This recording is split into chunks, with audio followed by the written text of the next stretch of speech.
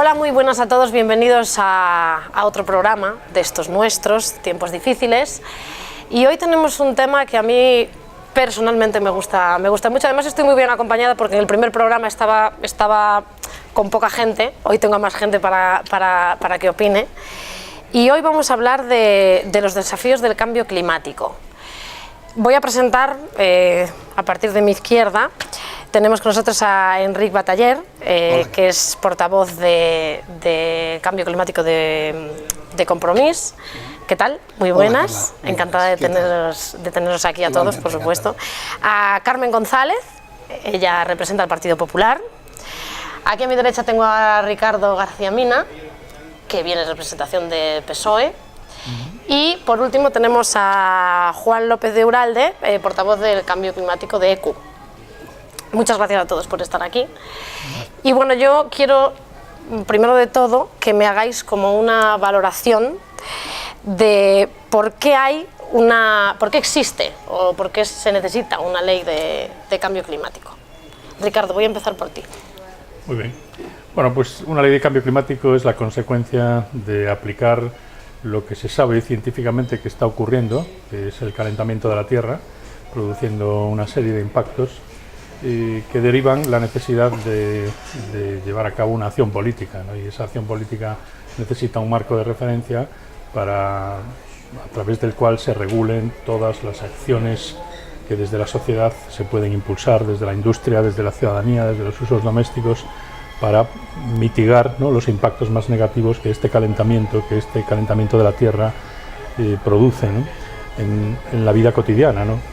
Cuestiones que se recogen desde el punto de vista científico en un informe que un número determinado de años, cada 4 o 5 años, se recoge en un conjunto de aportaciones científicas que sirven como referencia para elaborar esas bases, ¿no?, que nosotros impulsamos en el Parlamento a través de lo que se llama una ley de cambio climático, ¿no? Una ley porque tiene que tener el rango más amplio, ¿no?, para desarrollar todos los reglamentos, todas las órdenes que se necesitan en el ámbito político, en el ámbito industrial, en el ámbito doméstico, en el ámbito de la vida, ¿no?, de la vida cotidiana. Me gustaría saber la opinión del que me quiera contestar de por qué algo tan necesario cuesta tanto que todo el mundo se ponga de acuerdo, porque es algo que nos viene bien a todos, es algo que nos interesa a todos, pero que al final siempre tiene algún fleco que unos no se ponen de acuerdo con otros y otros no se ponen de acuerdo con los unos. Sí. Yo creo que hay muchas inercias porque mucha gente y muchos sectores económicos no han entendido que la lucha contra el cambio climático también es una oportunidad para un cambio importante, para hacer lo que también pretendemos, que es una transición ecológica, es decir, pasar a un modelo de sociedad donde el consumo se vea de una manera diferente, donde el gasto de recursos se vea como algo que tiene que estudiarse bien, en definitiva, como un modelo de sociedad en el cual pongamos a las personas en el centro y realmente produzcamos de una manera eficiente, sostenible y podamos pasar la naturaleza, nuestro medio, a las siguientes generaciones. Esto, como digo, pues está padeciendo muchas inercias, muchas resistencias, porque hay gente que a lo mejor con una mira, digamos, a corto plazo no lo ve, pero afortunadamente sí que parece que en los últimos tiempos ya se ha generalizado en toda la sociedad la idea de que hay que actuar y hay que actuar rápido porque no podemos esperar más. Yo, si me lo permites, yo sí que querría decir que esas inercias yo cada vez creo que son menores y en las grandes empresas también. Es decir, que estas grandes empresas ya están concienciadas de que las directrices de Europa, para la ley que tú muy bien has enunciado, para lo que supuestamente tiene que servir, va a también tener que recoger las directrices de Europa. Estas grandes empresas ya lo tienen asumido. El problema es de cómo lo que a ellos les preocupa es cómo lo hacemos, cómo va a revertir en su cambio. Ellos lo que quieren es estabilidad en el cambio y seguridad y tener un poco las ideas claras. Creo que coincidimos, que no es ir en contra de lo que tú decías, sino que lo que realmente les preocupa es cómo se hace ese cambio, que yo creo que ya están todos convencidos que el cambio es necesario y reversible. Sí, bueno, es necesario, pero hay un anteproyecto, ¿no?, que no se ha llevado a cabo, no se ha aprobado. en ello estamos. Yo pienso que la dificultad hay que buscarla en el propio origen del cambio climático, ¿no? ¿Y por qué está cambiando el clima? El clima está cambiando porque debido a que estamos quemando combustibles fósiles y porque estamos quemando petróleo, estamos quemando gas, estamos quemando carbón, eso emite a la atmósfera unos gases y esos gases se acumulan agravando lo que se llama el efecto invernadero, ¿no? Entonces, para cambiar, para frenar el cambio climático, hay que dejar de quemar esos combustibles, pero es que la mayor parte de la energía que la humanidad consume proviene de esos combustibles fósiles. Entonces, ¿qué pasa? Pues que hay intereses, hay inercias, hay dificultades tecnológicas, hay muchas cuestiones que hacen que ese cambio no sea tan sencillo, ¿no? Por un lado, porque tecnológicamente hay que conseguir alternativas que están ahí, que ya afortunadamente el desarrollo de las alternativas ha sido muy rápido en los últimos años.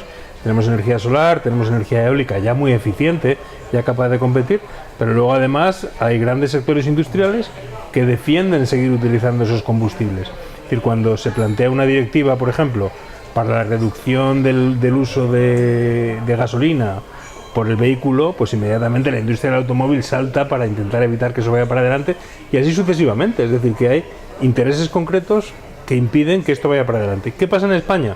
Pues pasa un poco lo mismo.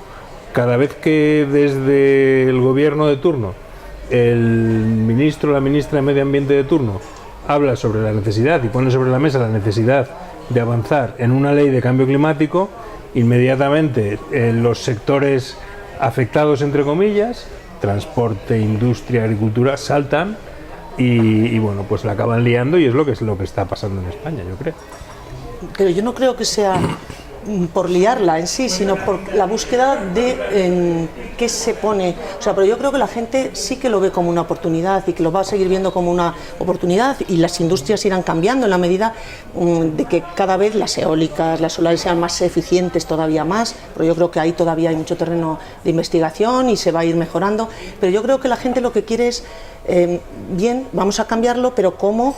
Porque la gente que tiene las personas que tienen una empresa, una industria, quieren invertir para sacar una producción y en el cambio van a querer tener una seguridad y una legislación que les dé sobre todo seguridad para la hora de invertir y decir, pues sí, con el cambio, pero vamos, por ejemplo, el tema del automóvil, ¿no? Se ha creado un desconcierto ahí pero hay una resistencia, es decir, cuando se dice, por ejemplo, con el tema del automóvil, efectivamente, cuando se dice para el año 2040 el coche de combustión va a desaparecer, sí. Va a ser el vehículo va a ser eléctrico, inmediatamente hay una resistencia para impedir que eso se convierta en legislación, es decir que en Madrid mismo estamos viendo la resistencia que hay al proyecto de Madrid Central, que simplemente lo que trata es de reducir la presencia del vehículo, del coche de combustión en el centro de Madrid. Es decir, que se produce una serie de resistencias, en unos casos por intereses, en otros casos por inercias, en otro caso por resistencia al cambio, porque de lo que estamos hablando es de un cambio de modelo muy profundo, muy profundo. Pero a colación de eso que, perdón, a colación de eso que acaba de comentar, yo quiero preguntarles, aprovechando eso, ¿no creen que no es tanto la resistencia a no utilizar los vehículos, sino a cómo ha sido de precipitado?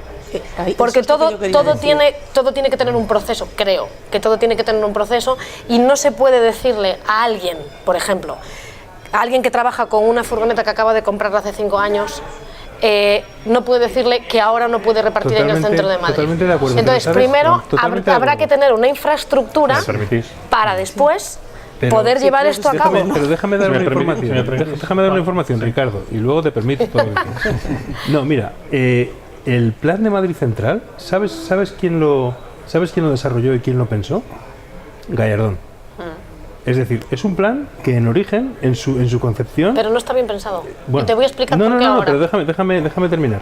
Es decir, desde Gallardón hasta ahora, ese plan existía y no se ha puesto en marcha. La normativa de los planes de emergencia de lucha contra la contaminación, ¿sabes quién los aprobó? Ana Botella, cuando era alcaldesa.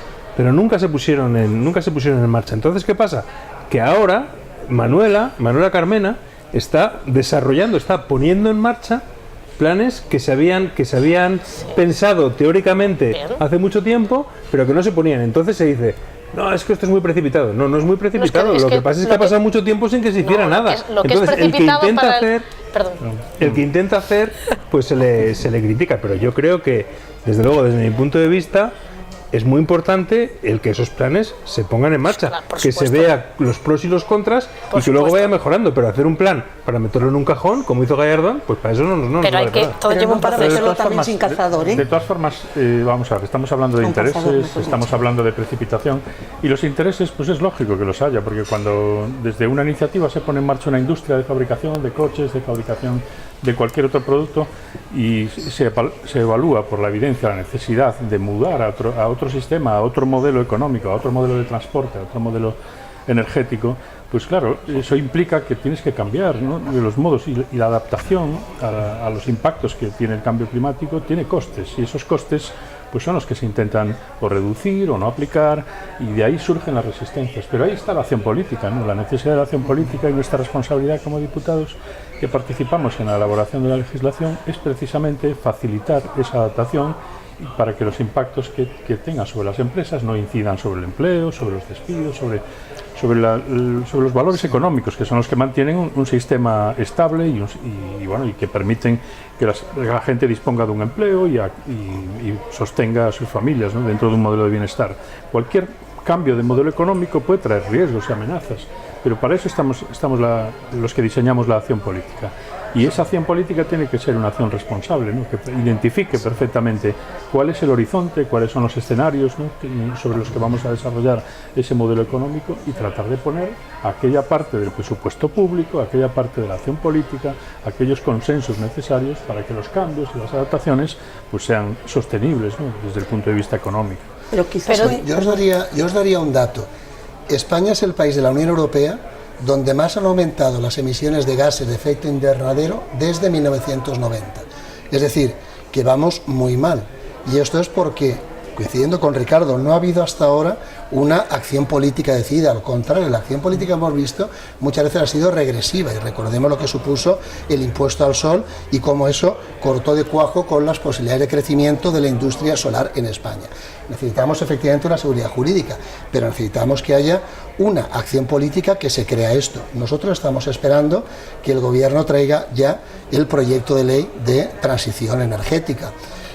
No podemos, como digo, esperar más tiempo, y hay que mover todas las sinergias que ahora la sociedad se están viendo para que pueda hacerse una realidad de este cambio, porque efectivamente mucha gente ve el problema de que le gustaría, por ejemplo, tener un coche que no fuera contaminante, pero luego se pregunta, ¿y este coche dónde lo puedo enchufar?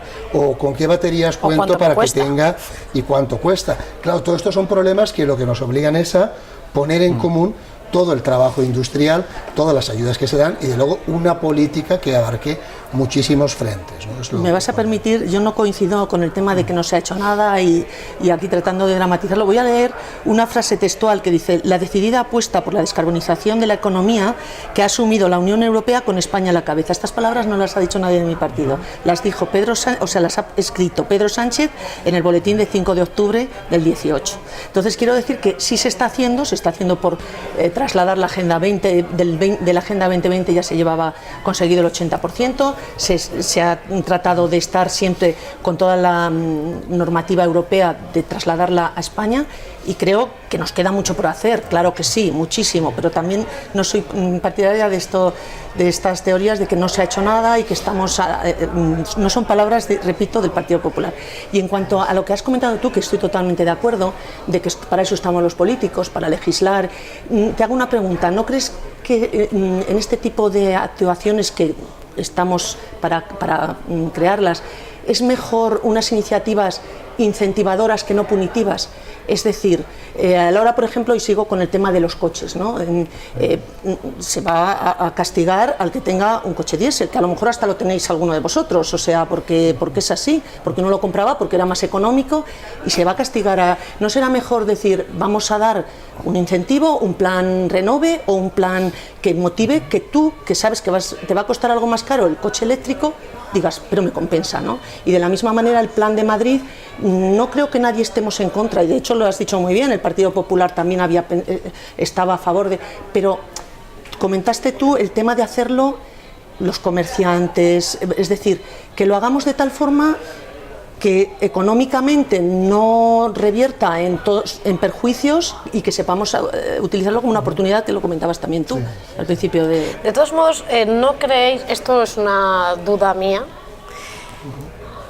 que yo creo que esto todo también tiene un problema de raíz muy grave, para mí es muy grave, que es que realmente no estamos educados, no hay educación medioambiental. Es que la educación en este país clave en no todo. la hay. Es En los todo. colegios no le enseñan a los niños a apreciar todo esto. O sea, entonces yo me pregunto si no se tienen todos los partidos, me refiero, que preocupar precisamente por eso, por educar a la gente, por educar a los niños a cuidar el medio ambiente, porque al final, o sea, esos niños crecen y somos pues a mí no me han educado tampoco en eso.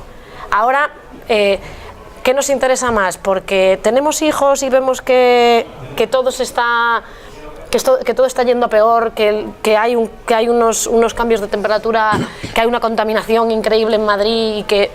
Entonces creo que es un problema que todos se deben plantear, pero desde raíz.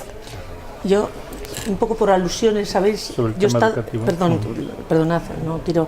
He estado en la subcomisión para el Pacto de Estado por la Educación, y sí que es verdad que hay una preocupación por este tema y por meterlo dentro del propio currículum, porque es algo que tiene que estar en la educación, y muy bien decías que la educación es clave. Yo soy profesora de física y química, y esto a modo de anécdota, yo en las clases de física y química, el primer día de clase les empiezo diciendo, vamos a ver, esos cordones que lleváis ahí, el plástico, el petróleo, esto sale contaminando. El material que llevamos, pues muy pocos llevamos algodón puro y casi todo sintético, y en definitiva, todo lo que nos está rodeando estamos contaminando porque hemos creado una dependencia clarísima, sobre todo el petróleo, en la síntesis de muchísimos tejidos.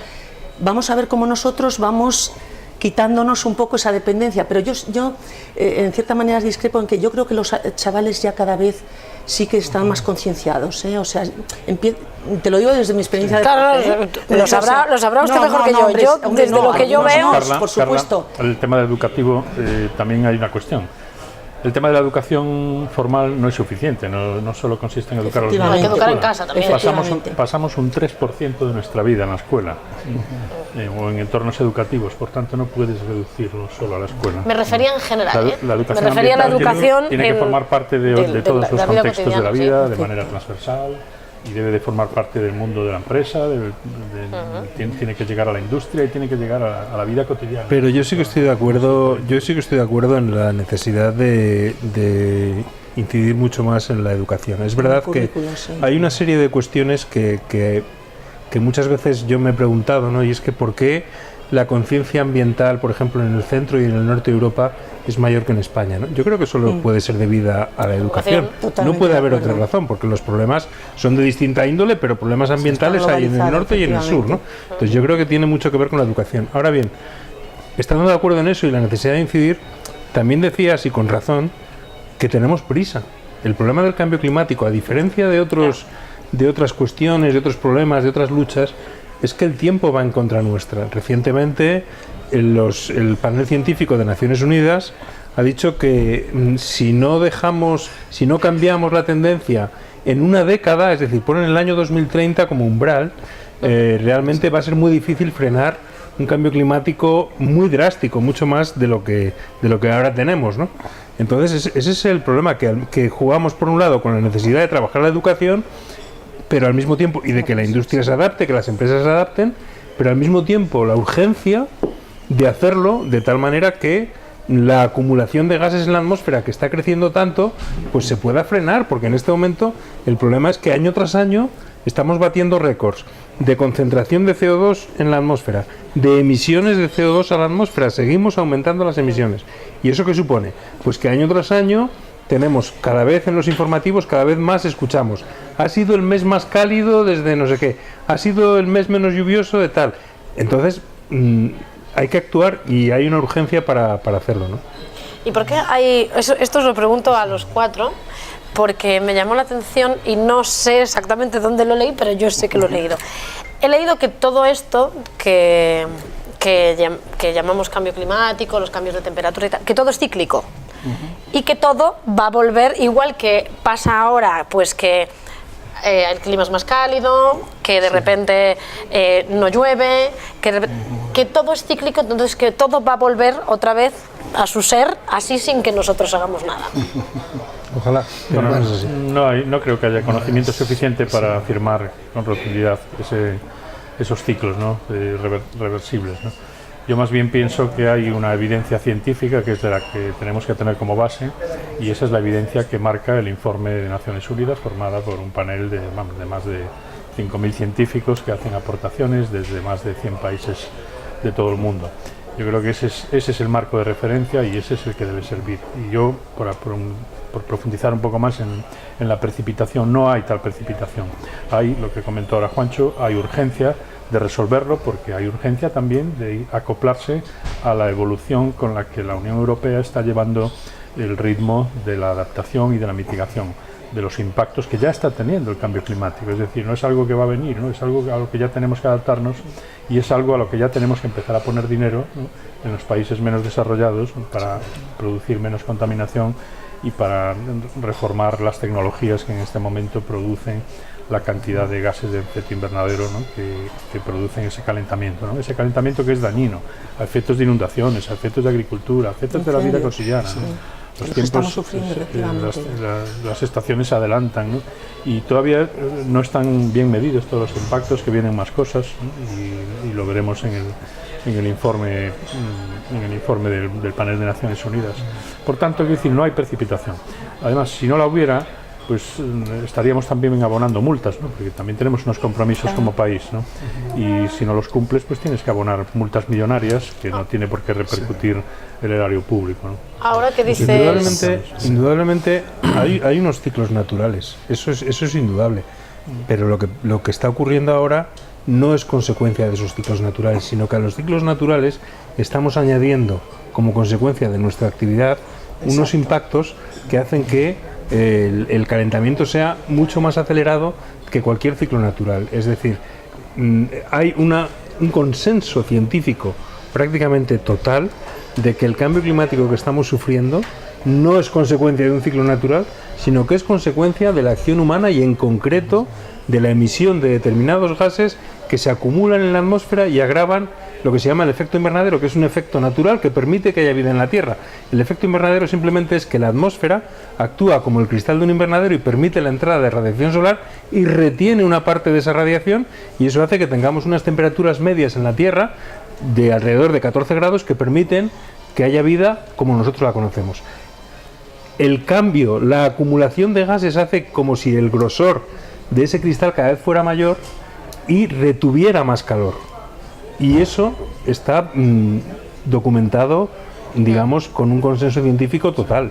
Si a eso le sumamos el agujero de la capa de ozono, de los fluorocarbonados, pues entonces el sol aún lo tenemos comiéndonos. Claro. Y los cánceres de piel. Perdón. No es una cuestión de los políticos discutir las evidencias que la comunidad científica está asentando. En cualquier caso, nosotros lo que debemos hacer es centrarnos en datos objetivos. Por ejemplo, en España nosotros tenemos que anualmente estamos perdiendo 12.000 millones de euros en 26 millones de viviendas ineficientes que tenemos en nuestro país, que son la práctica mayoría de las construidas antes de 2007. Por tanto, eso es algo que debe llamar nuestra atención. Ya se verá en un futuro el carácter cíclico de los fenómenos, pero está claro que con el conocimiento que tenemos actualmente, todas estas ineficiencias quedan multiplicadas y nosotros ahí tenemos que actuar.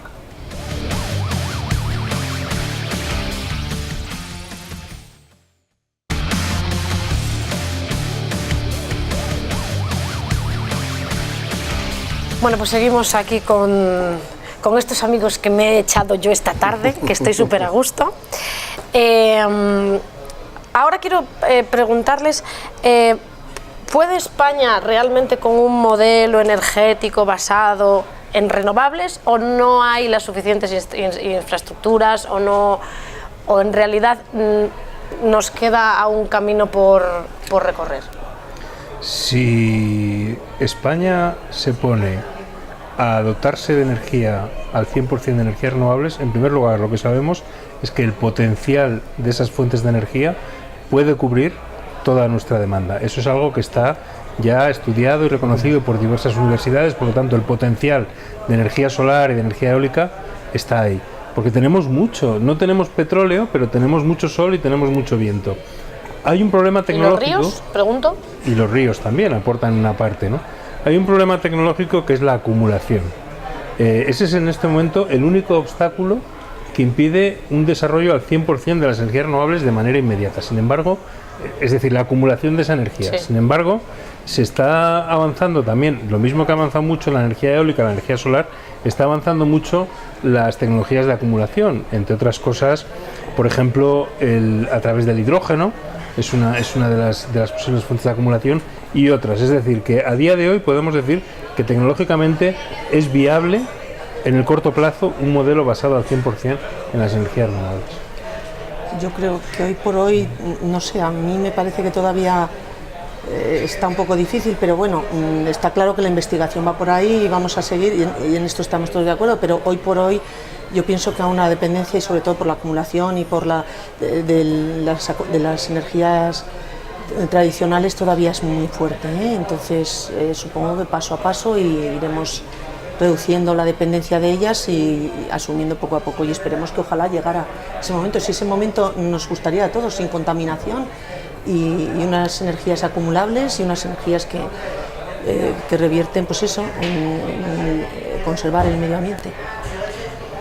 Yo creo que el problema ahí, como he dicho al principio, es que no ha habido unas decisiones políticas congruentes con el gran potencial que tiene España para el desarrollo de energías renovables.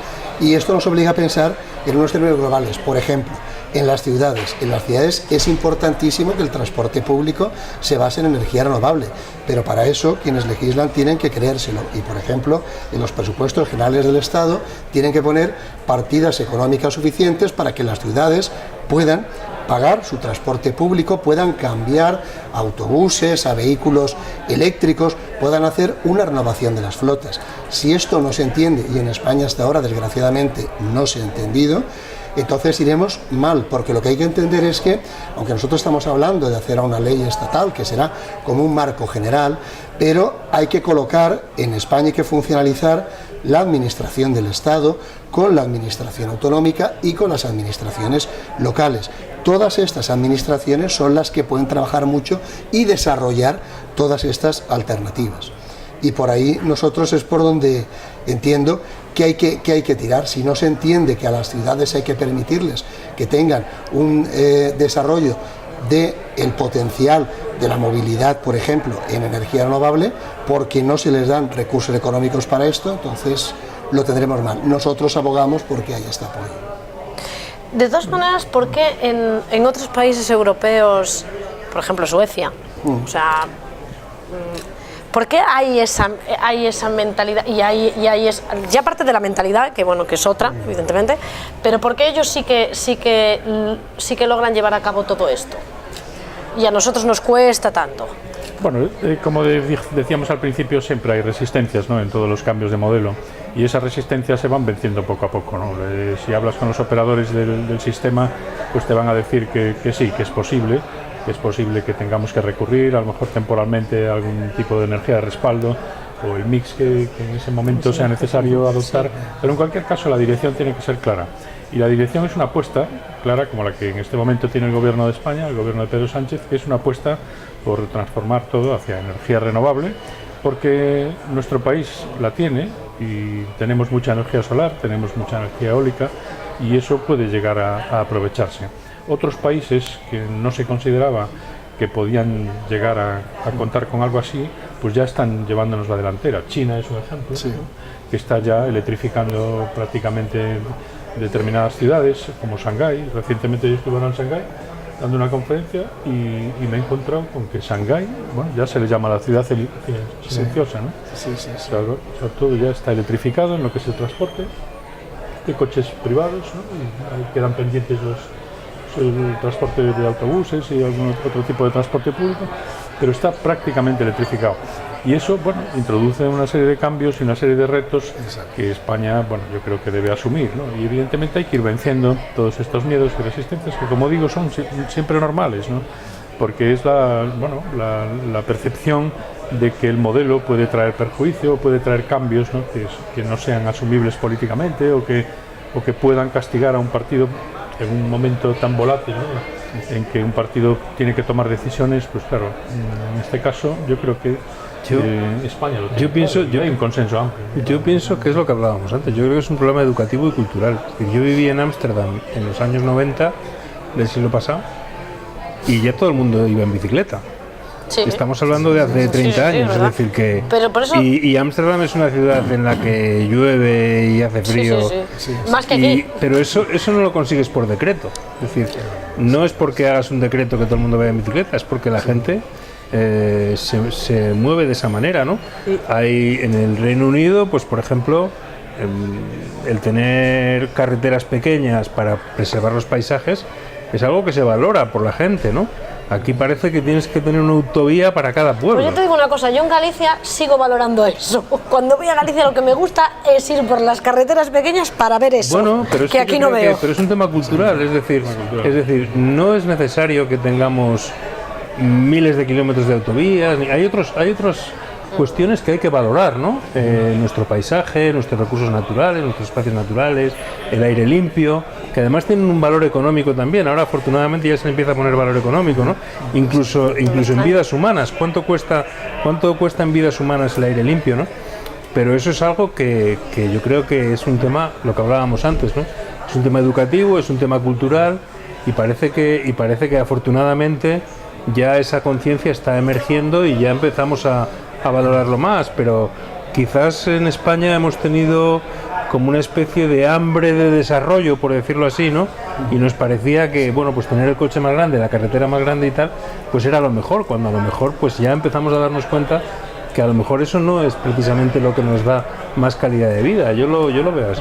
Pero perdona, pero ese hambre que tú comentas es que quizás en Shanghái no sea solamente un tema de educación, sino un tema de necesidad, porque tienen que salir, o un cargo de conciencia por todo lo que están emitiendo, porque sabes que es de las ciudades, casi iba a decir estado, que producen una cantidad de contaminación enorme. Entonces creo que en España y en todos sitios no solo es educación, sino también ya ver las consecuencias. Bueno, ¿no? yo le digo que en Madrid, como sigamos así, ya tendremos que ir con mascarilla. Bueno. Porque yo ahora que vivo a las afueras, cuando vengo por aquí todos los días veo la boina y alucino porque todos los días y cada día se ve más densa. Y verlo todos los días eso, y que entras ahí a respirar eso, y ya no tú, tus hijos.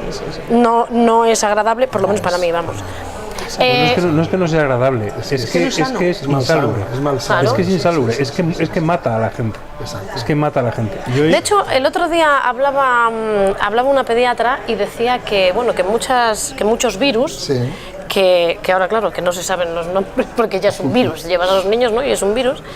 Decían que claro que era problema de la contaminación. A un niño le había recomendado a su mamá que se lo llevase a un sitio de playa porque el niño, o sea, era infección respiratoria tras infección respiratoria, y el niño lleva 2 meses en la playa, en Valencia, y el niño se ha puesto bien. Entonces, es que ya, si ya no nos importa, quiero decir, la naturaleza, todo lo que tenemos y tal, por lo menos ya que sea por el bien de la salud de los nuestros y de todos, o sea, creo. Pues esa es una cuestión clave, ¿no? El derecho a la salud que tienen todos los ciudadanos, y eso impone que tenemos que introducir modificaciones, ¿no? O sea, algunas son polémicas, ¿no? El caso del diésel que se comentaba antes. Podemos discrepar en la forma. Claro que es polémica, ¿no? Claro que es polémica, pero tenemos que decidir, ¿no? Si queremos salud o queremos que haya más movimiento económico. Es decir, la salud para mí es lo primero, ¿no? Y eso es lo que desde la política también se debe vigilar, ¿no? Proporcionar un entorno saludable. Pensábamos que el diésel era mejor, ¿no? Que era menos contaminante, pero no, descubrimos que no solo contamina, sino que además afecta a la salud. Y mueren muchísimas personas debido a la contaminación, ¿no? Miles de personas cada año mueren, ¿no? O enferman debido a que respiran un aire que no es respirado. Y entonces los políticos tenemos la responsabilidad de hacer algo, y de tomar decisiones y elaborar normativas que restrinjan. Hablabas antes de, bueno, pues las punitivas o las que estimulan, ¿no?, el cambio, ¿no? Bueno, yo creo que está demostrado científicamente que una combinación de ambas, hasta llegar a desincentivar, bueno, pues, pueden tener mejores resultados, ¿no? Todo depende del momento, ¿no?, en que las implementas y las fases en que se van implementando. A mí me gustaría introducir también el factor de la agricultura, que es muy importante para ayudar a luchar contra el cambio climático. Nosotros hemos sido un país muy agrícola, pero hemos sufrido un desarrollismo urbanístico que ha hecho que muchos terrenos hayan sido talados, muchos bosques, muchos espacios, ¿no? Yo lo veo, por ejemplo, desde el caso que nos afecta mucho a los valencianos, el problema de la crisis de los cítricos, por la competencia desleal que se hace de espacios de fuera de la Unión Europea. Nosotros estamos viendo que tenemos el peligro de que todos los campos de naranjos acaben perdiéndose. Estamos hablando de miles y miles de hectáreas. Y claro, esto, aparte del gran valor económico que tiene y el gran valor de estructuración de una sociedad, aparte de esto, hay que considerar la dimensión favorable al medio ambiente. Todos esos espacios son grandes captadores de CO2. Y esto nosotros, la sociedad, debe ser consciente de ser, bueno, si hemos llegado a este punto en que nosotros tenemos un montón de cultivos, de plantaciones que están todavía ahí, no debemos dejarlos perder, debemos hacer que eso se mantenga. Los cultivos hay que hacerlos viables, hay que fomentar un consumo de esos productos, hay que permitir que todo esto que está, si me permites, pero para eso lo que no puede haber es unos precios desorbitados cuando quieres comprar naranjas de Valencia, en Madrid. Pero al agricultor le pagan a 0,20 lo que se paga. Claro, pero por eso yo creo que es una cosa de problema de la compensación. cadena alimentaria que tendríamos que introducir. En fin, es un factor, pero simplemente lo que quiero es sacar a colación el que nosotros en nuestra sociedad, de una contemplación global de este problema, debemos atender a cuestiones como nuestra agricultura también. Sí, al final afecta a todo. Me gustaría que me comentaseis qué consecuencias ha tenido el Tratado de París. Bueno, el Tratado de París ha tenido, desde la firma en el año 2015, pues ha habido varias reuniones de la Cumbre del Clima promovida por Naciones Unidas con distintos avances, ¿no? Es cierto que los avances son lentos porque al final llega el momento en que hay que elaborar los protocolos, que significa que tienes que decir de qué manera, ¿no?, implementas los sistemas de mejora tecnológica o los sistemas que cuestan muchas inversiones, ¿no? Cambiar los sistemas en los países donde más contaminamos, ¿no?, porque estamos produciendo en África, en Asia, pues cuesta dinero, y ese dinero tiene que ponerlo los países que se benefician, ¿no?, de esas inversiones. Entonces, en la cumbre, recuerdo, de Marrakech, ¿no?, se pusieron en marcha las primeras ideas sobre estos borradores. Luego en la cumbre posterior en Alemania pues ocurrió otro tanto, y bueno, esto significa, bueno, en qué momento y de qué manera los países tienen que poner dinero para costear todas estas mejoras, todas estas adaptaciones.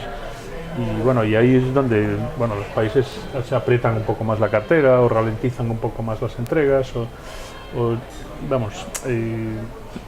van mucho más lento, ¿no?, a la hora de dar los pasos decisivos, ¿no?, que son los que se necesitan. Entonces, en ese sentido, bueno, yo creo que el Acuerdo de París ha sido una de las mejores formas, ¿no?, de poner en marcha un consenso a nivel internacional, un consenso decidido, firme, con un plan de acción, y que Estados Unidos, pues bueno, ha turbado, ¿no?, desde que Trump fue elegido, y ha puesto en peligro, ¿no?, precisamente esta evolución positiva, ¿no?, de lo que pueden ser las consecuencias del Acuerdo de París, que no son otras que poner al mundo en la misma página, ¿no?, e ir dando los pasos que son necesarios para la adaptación y para la mitigación de los impactos más negativos. Cambiar los sistemas de producción, cambiar el modelo económico y basado en el consumo por un sistema de crecimiento más basado en las necesidades propias de las comunidades, en las necesidades reales, ¿no?, de una comunidad, y no ese crecimiento desmedido.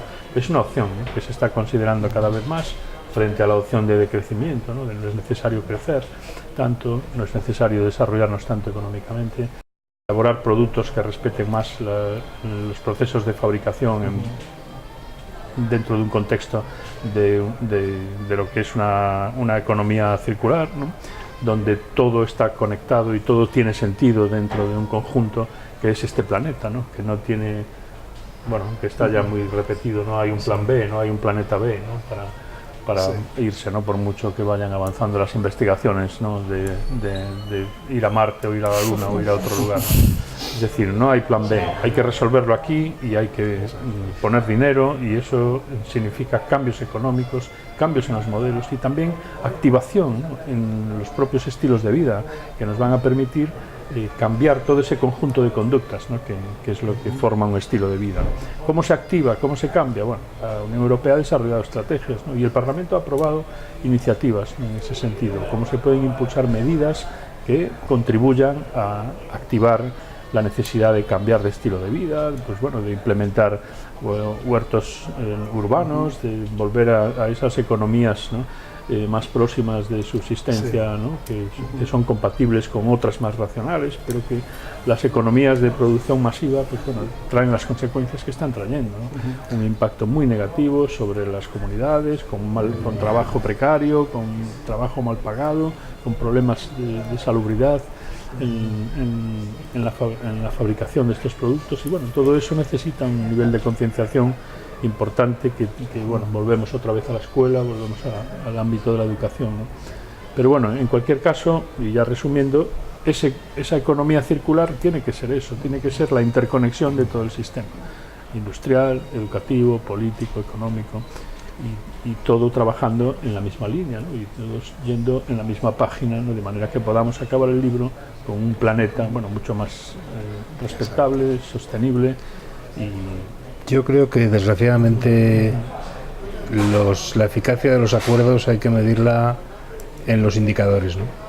Y hay un indicador que es muy pesimista, que es el de la evolución de las emisiones globales de gases, porque en el último año las emisiones, en el año 2018, las emisiones aumentaron más de un 2%, ¿no?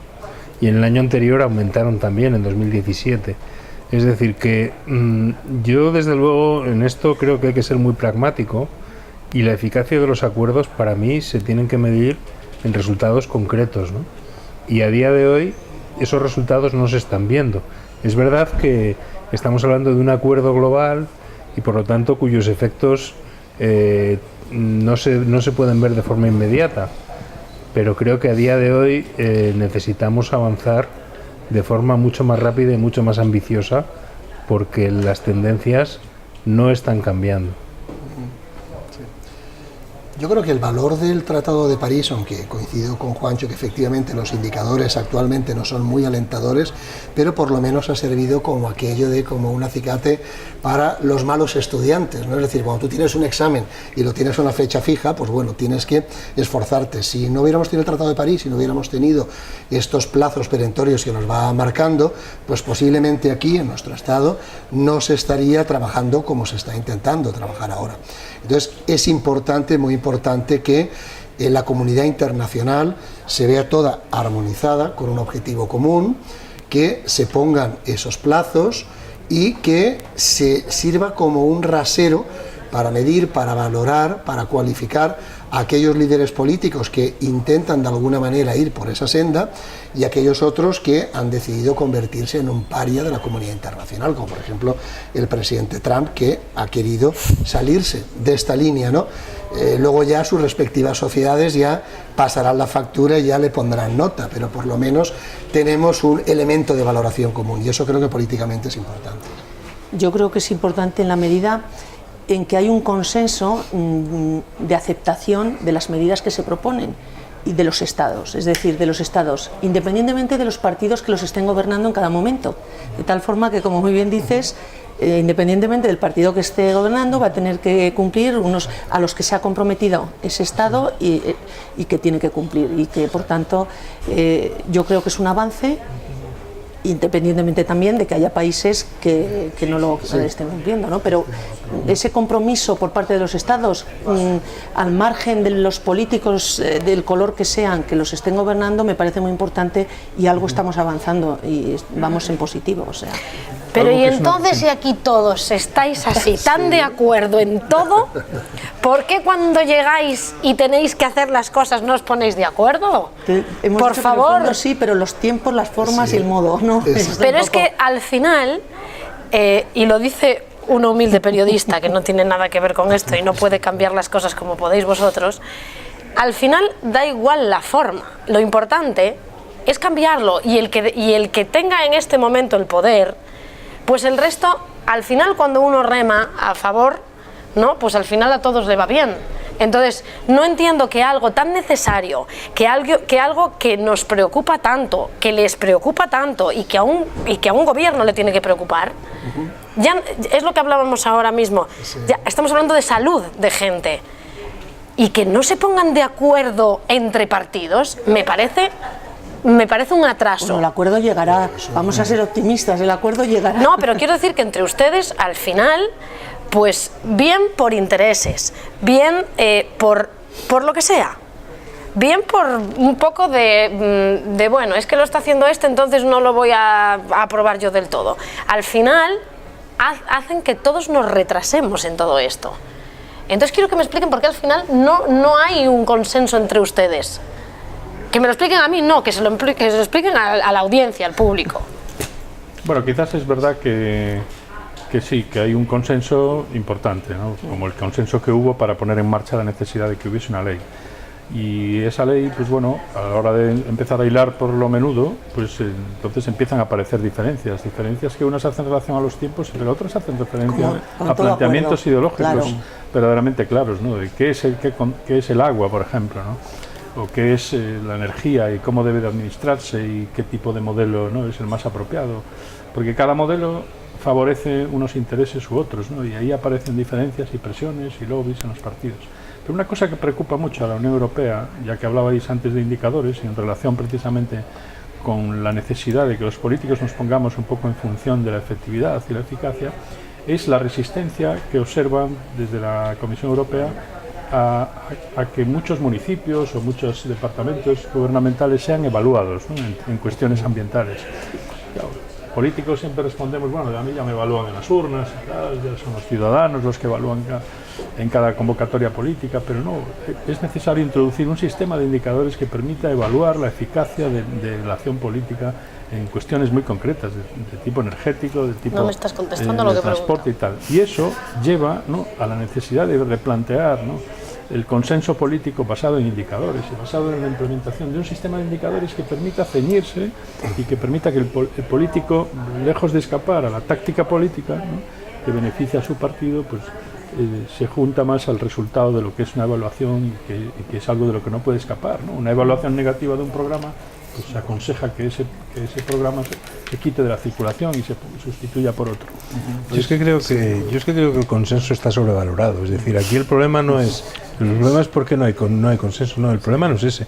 El problema es por qué no se aplica, por qué la mayoría, por qué en este momento la mayoría, en este momento en la que estamos nosotros también, por qué no es capaz de poner en marcha una ley de cambio climático. Y lo mismo digo de la anterior mayoría. Es decir, no se trata de que no haya consenso. Que hablo de todas, Se trata, que hablo de todas. No hablo de las de ahora, hablo de todas. No es un problema, para mí no es un problema de consensos, para mí es un problema de que hay obstáculos extrapolíticos, fundamentalmente debidos a lobbies industriales, que impiden que esto vaya para adelante, porque lo he dicho al comienzo. Es decir, cuando un ministerio concreto, un gobierno concreto, la parte de medio ambiente, pone sobre la mesa la necesidad de legislar sobre cambio climático, inmediatamente se levantan toda otra serie de intereses que hacen que eso se frene y no vaya para adelante. Por lo tanto, tampoco nos engañemos, no es un problema de consenso político, es un problema de que hay intereses específicos de sectores específicos que puedo nombrar: el sector energético, el sector automovilístico, etcétera, el sector petrolero. Pero detrás de ese sector automovilístico también hay políticas y también hay cosas. O sea, al final, o sea, es la pescadilla que se muerde la cola. Duda, por eso yo digo que los que trabajan para los que, perdonad que os lo diga a vosotros porque estáis aquí, los que trabajáis para este país y los que tenéis que guardar por nosotros, ¿no?, sois vosotros al final. Entonces, por eso yo me refiero a ese consenso. ¿sabes? No me refiero ni a unos más ni a otros menos, o sea, me refiero a que al final, mira, lo estaba viendo hace un momento cuando estabais hablando, por ejemplo, Carmen decía, no, porque es que nosotros hemos hecho, porque es que nosotros hemos... Es que da igual quién haya sido, o sea, a mí como ciudadana me da igual, a mí lo que me importa es el resultado, y el resultado de momento, yo de momento no lo he visto como tal. Pero tú misma has dicho al principio, cuando yo he hablado de Madrid Central, es que se ha hecho muy precipitadamente, no sé qué. Cuando alguien toma la decisión de ir para adelante, eso evidentemente arrastra determinadas consecuencias. Una acción de este tipo, que supone un cambio tan importante, arrastra determinadas consecuencias. Y esas consecuencias, luego la ciudadanía va a tener que valorarlas. Es decir, ¿sabes por qué he dicho lo de precipitada? Yo lo he dicho por la opinión que yo he escuchado en la gente de la calle, en los trabajadores, que al final, por mucho que nos quieran vender o a mí me quieran vender, yo lo pongo mi opinión, al final el que paga no es el rico, el que paga es el que trabaja. Sí, sí. Y al que le afecta en el bolsillo es al que trabaja. De acuerdo. Entonces, yo veo a gente que habla y que me cuenta y considera que ha sido algo precipitado porque hay gente que no puede cambiar de coche ahora mismo. Hay gente que no tiene dinero para comprarse un híbrido, hay gente que no tiene dinero para comprarse un eléctrico. Entonces, ¿quiénes pueden comprarse un eléctrico y un híbrido? Los que tienen pasta. Los que no la tienen, no pueden. Pero no tiene que ver, No tiene que ver porque si tú no hablamos puedes... de Madrid Central no tiene que ver con... Sí, tiene que ver, porque hay señores que no pueden circular con sus furgonetas en ciertos días en Madrid Centro. Eso no es así. Pero en todo caso, a lo que íbamos, a los consensos, es decir, que todos estos factores son los que hacen que cada uno tenga sus posiciones. Entonces, como he dicho, en el caso de Madrid Central, por poner un ejemplo, oye, hubo un gobierno que lo hizo, pero no se atrevió a ponerlo en marcha. Otros lo han puesto en marcha con consecuencias específicas, porque desde que están en marcha las medidas que se están poniendo, en Madrid ha empezado a reducirse la contaminación y los datos están ahí y son objetivos. Sin embargo, a lo mejor aquellos que lo han puesto en marcha van a pagar un coste político por ponerlo en marcha. Es decir, que al final resulta que el ciudadano tendrá que decidir, y tendrá que decidir, apostamos por aquellos que son valientes y ponen en marcha políticas anticontaminación, aunque eso tenga consecuencias que no nos gusta, o preferimos que no se haga nada. Es que es así. Yo creo que eso ya es un poco de populismo, personalmente. Bueno, no, pero lo digo porque... Llámalo como quieras, pero los hechos, no lo digo por mal. Los hechos son los hechos. Nadie en Madrid... No lo digo por mal, pero es que yo no soy la que tiene que opinar. Evidentemente esta es mi opinión sola. Bueno, por pero supuesto, claro. Quiero decir que... tampoco me gustan ni los populismos ni las demagogias de ciertas cosas y bueno, hay gente que le ha convenido hacer esto ahora por ciertas circunstancias también. Entonces, yo, como tú me decías al principio que yo me refería a esto y me refería a que era precipitado, me parece precipitado sobre todo que de un día para otro se emita un comunicado y se diga, mañana no se circula, y salga en 2 medios, cuando hay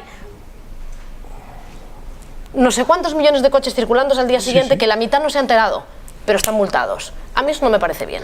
Me parece una manera de recaudar pero bastante... es que no es verdad, porque Madrid Central, desde que se ha puesto en marcha hasta dentro de unos meses, no va a haber ninguna sanción. Es decir, es que hay populismo... ¿La subo o no la subo? La subo hace...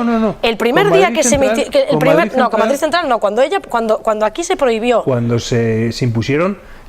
Cuando se pusieron en marcha las medidas contra la contaminación, los planes contra la contaminación extrema que había aprobado la alcaldía de Ana Botella. Que claro, pero si a mí me da igual quién sea. Es que no da igual, para mí sí. Porque ¿de qué sirve hacer una normativa si luego no se pone en marcha? ¿De qué nos sirve? Es decir, nos ponemos la medalla y decimos los 4 que estamos aquí y pero los que demás. No es una cuestión política, es que no quiero que sea una cuestión política, claro, es una cuestión que nos afecta a los ciudadanos. Me da igual que sea PP, me da igual que sea PSOE, me da igual que sea Ciudadanos, me da igual, creo pues a mí no me da igual, porque unos actuamos... A ti no te da igual porque tú perteneces a un partido, pero es que yo no pertenezco a ninguno. Yo soy periodista, y yo soy periodista y ciudadana. Y a mí lo que me importa es que la gente que nos representa y la gente que estáis en la oposición y la gente que velen por mí y por los intereses de los ciudadanos. Es lo que me interesa, me da igual el partido, me da igual que lo haya aprobado la señora Botella, me da igual que haya sido la señora Carmena, me da exactamente igual. Pues y lo que tenéis que entender, que igual no habéis entendido, es que nos da igual a los ciudadanos lo que eso. hay que transmitir a lo mejor es, al final del año, la cantidad de gente que ha dejado de morirse o la cantidad de eso es lo que me importa a mí. se ha reducido en el sistema porque se ha reducido la contaminación. Quizás esa comunicación puede mejorar y debe mejorar, ¿no? Pero la acción tiene que llevarse a cabo. Por no puede haber un supuesto. plan aprobado y decir, no, es que no sabemos cómo, claro, porque aquí hay presiones por aquí, presiones por allá, que no nos lo metemos en el cajón. Esto, lo metemos al cajón. ¿no? Preguntabas también por qué yo creo que hay que hacerlo. llegábamos a consenso. Vamos a ver, también es un tema de principios o sea, tú hablabas, decías, si el político tiene la obligación pero el político también tiene la obligación de un crecimiento sostenible, pero crecimiento. Entonces, cuando aquí se ha comentado, a lo mejor conviene crecer menos, no, es que nuestro reto es seguir creciendo, pero haciéndolo de una forma sostenible. Pero ¿a costa y esto de qué? no se hace tan rápido, y ahí es donde creo que el tema de donde podemos discrepar, y ahí es donde creo de donde sale todo el conflicto. Habrá que ir adaptándonos de tal manera que, como tú dices, comprar ahora un coche eléctrico es carísimo, y entonces lo que va a revertir es precisamente que los más perjudicados van a ser las clases medias y Perdóname bajas. que te corte, necesito que me digas tú es culpa mía, que me digas tú tu reflexión, que nos tenemos que ir. Sí, con independencia de la casuística que se está mencionando de Madrid Central, también podríamos hablar de los problemas de implantación, del anillo ciclista en Valencia, por ejemplo, que siempre han suscitado esto resistencias, inercias, pero en cualquier caso, la acción política se refleja en los presupuestos. Y lo importante es ir a las partidas, los presupuestos generales del Estado, y ver la voluntad de cada gobierno por hacer medidas concretas. Las voluntades que vimos en el anterior gobierno pues no iban muy en esa línea, porque nosotros detectamos, por ejemplo, que no había grandes inversiones ni para la protección de la costa, ni para la protección de parajes naturales, etcétera. Entonces, ahora tenemos unos presupuestos también en marcha, y ahí veremos qué enmiendas se van a aceptar y qué línea se va a llevar. Pero efectivamente, para ser prácticos, lo que tienen que mirar los ciudadanos ya no es tanto la retórica que podamos nosotros en una conversación soltar, sino luego en los presupuestos qué partidas se llevan, qué partidas se negocian para mejorar y qué voto emite cada uno al final. Bueno, yo les doy las gracias a todos por estar conmigo, pero yo soy así un poco efusiva en mis pero es que yo, bueno, pues intento mirar un poco, ¿no? Pues por soy ciudadano, pues al final por la gente, ¿no? Y por lo que me dicen y por lo que opinan y todo esto. Gracias a todos por estar aquí, espero que volváis a vernos, y a ustedes gracias por estar ahí. Os esperamos en el próximo programa de Tiempos Difíciles. Un abrazo.